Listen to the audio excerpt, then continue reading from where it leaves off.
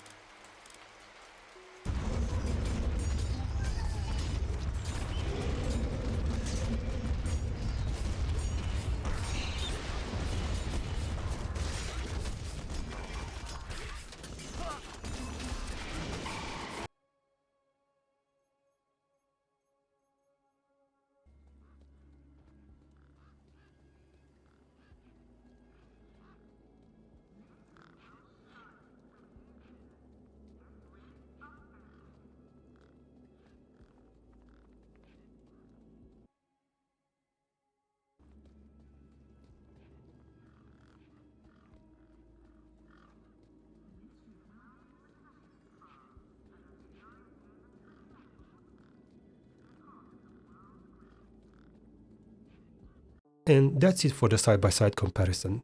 Let me show you why is that. First, let's start with Age of Mythology. I didn't show the settings in Linux in the side-by-side runs because this is what I see.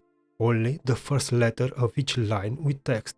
In Linux we don't have ray tracing available, but let me show you that even in Windows things are not rosy. For some reason with ray tracing enabled the screen is darkened. It's like the shadows take over and it's not usable. Let's move to another game, that is Punisher's Ghost of New Eden. When I'm opening the game on both Linux and Windows, I'm getting the same warning message that there is a known issue with this driver and I should use another one. While using the same settings, I was not able to test in Linux, as it can be seen on the screen, due to graphical glitches. To be honest, I was expecting to have some issues in Linux while using an Intel GPU, so I said, well, let's try other games. I moved to Black Myth Wukong. For those that are light sensitive, I would advise to look away. When using the same settings on both operating systems, in Windows all is good, while in Linux I had a lot of graphical glitches, from texture shimmering on the ground to some weird lights on the bottom of the screen right now. Things don't look right in Linux, and this was without ray tracing enabled.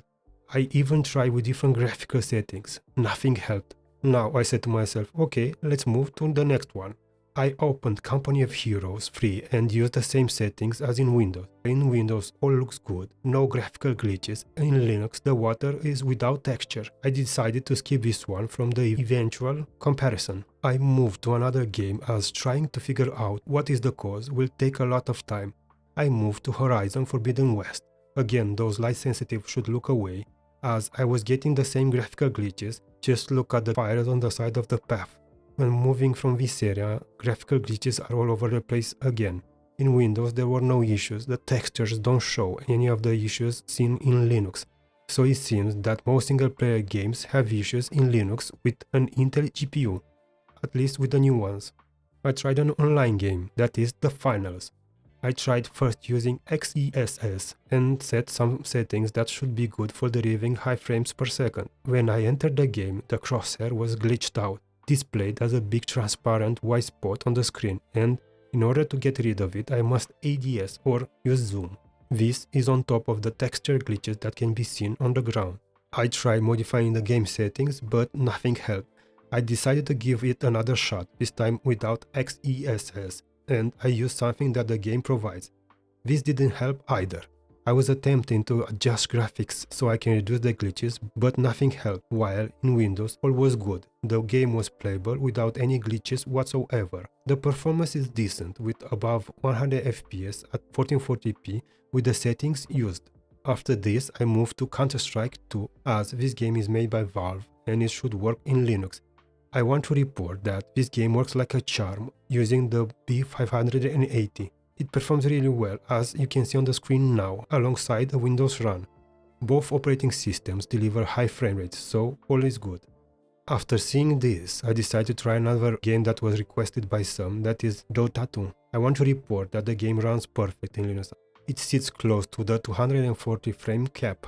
I don't play this game and I don't know if the frame cap can be lifted, but because of this I mean the 240 frames per second limit, and that is why I didn't add any Windows runs.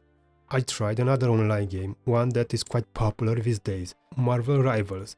While in Windows at 1440p the settings that I used seem to be a bit aggressive, but when dialing down the resolution to 1080p I got better frame rates. Now, when it comes to Linux, I was not able to play a single minute due to the error message seen on the screen. I tried switching between multiple Proton versions without any success. I'm not sure which version I should have tried, but I gave up. I gave one last shot to a newer game by attempting to play Indiana Jones and the Great Circle. The version used is Proton 9.04. I was stuck at this dark screen. The computer didn't freeze, it just didn't want to reach the in-game menu. I was thinking that maybe newer games don't work, or at least most of them, so I tried older ones.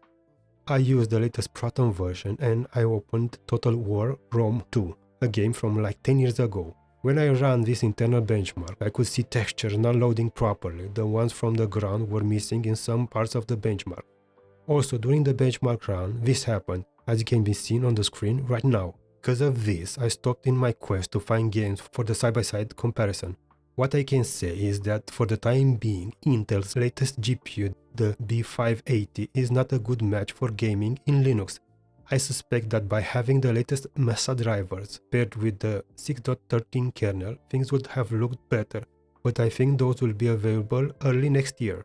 Given the issues encountered in Linux, I did not create any charts containing only the games that worked, as I believe this can mislead people that skip through the video. When it comes to Windows, beside the issue that I had in Age of Mythology when enabling RT, I didn't find any other issues. The games worked well and the online ones tested had no issues. I will do a review of this ASRock B580 version where I will focus on power overclocking in some games, but be aware that I don't have another GPU in the same price range to compare it with, as I bought this one with my own money and I don't want to block a given amount just before Christmas. Intel has a long way ahead to become viable for gaming in Linux. Be aware that I focused only on gaming. During the time that I spent with this GPU in Linux, I didn't have any other issues. Sound was okay through HDMI, everything was working properly. With these GPU drivers on 4K using HDMI connection, the maximum refresh rate was 120. YouTube was working properly. I found this amazing channel and I checked one 4K video and there were no frame drops. OBS worked without any issue. I captured some short videos and added them in this YouTube video. And that's it for this video. I plan to cover the progress of Intel GPUs in Linux. So subscribe to the channel if you want to see that. Take care and hope to see you all in the next one.